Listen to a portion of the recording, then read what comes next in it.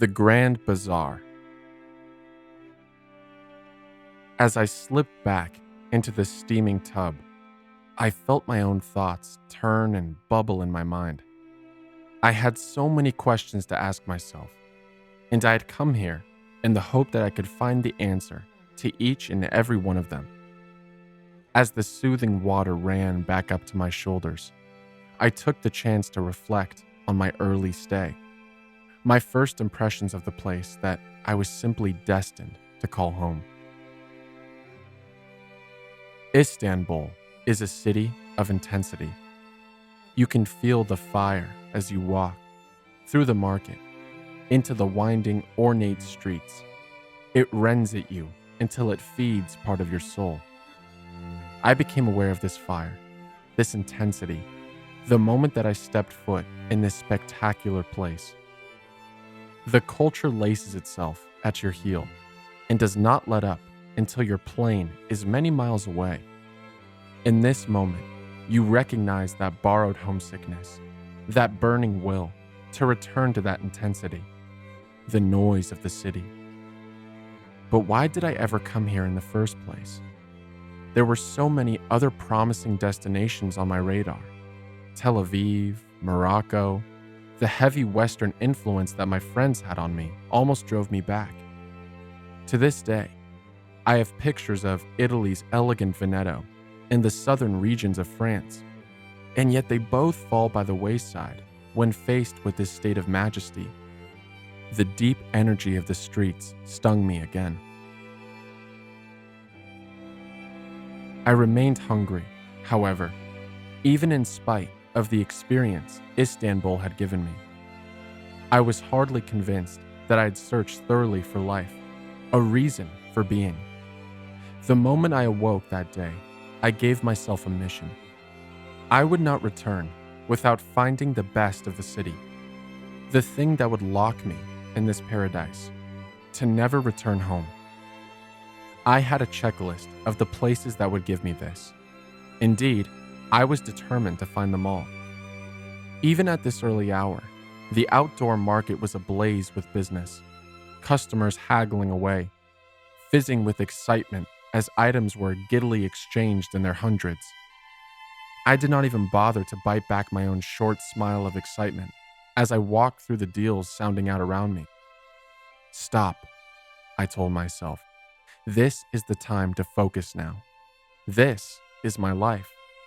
Alongside all of the wonderful noise, I saw the calm, devout side of the city.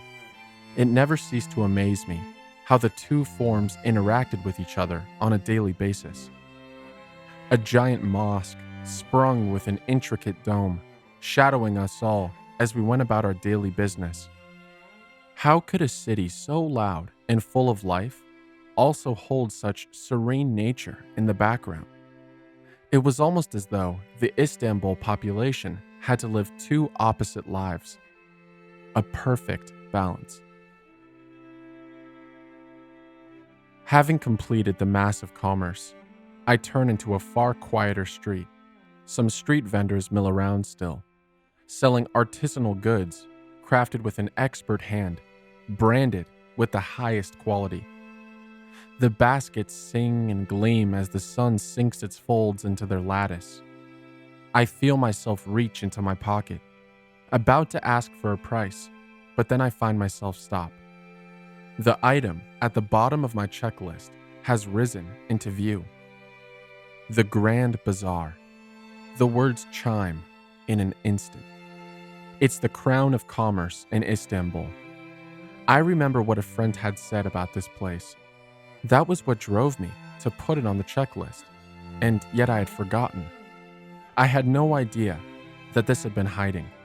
In fact, I had almost dismissed it due to its over-traditional title. I simply had to see what it had to offer. As I entered, I felt the warm embrace that all shoppers were now accustomed to. It was astounding. The intricate designs that lined the walls leapt out at me as I drew myself onward. It was even more deafening than the scene outside. Laughs and roars boomed through the halls, reverberating about as deals were made at a frightening rate. I saw everything from finely crafted carpets in an explosion of patterns and shades stood next to stacked mobile phone stores. Every possible item was for sale here, and the vendors let you know about it. My mind slowly sunk into the crazy atmosphere. The architecture was equally incredible. Grandiose swirling pillars framed at all corners, linking to form wonderful ceiling designs, a notable characteristic of all great buildings in this part of the world.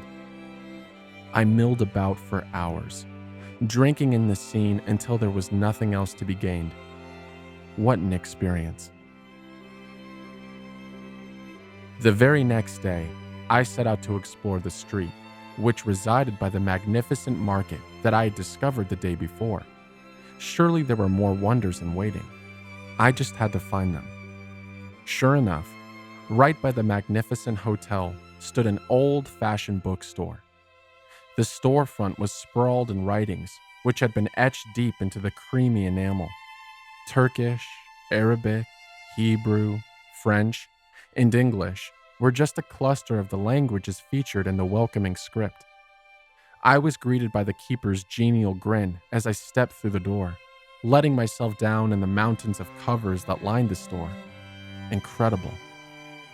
Another thought suddenly came to my mind. This would be the perfect place to search for gifts. I quickly ventured to the main section, where the brightest covers lay, letting my fingers run along the ridges.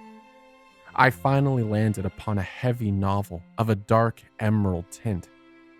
Its name was written in Arabic, golden script, with the English translation down below. I did not care for the price.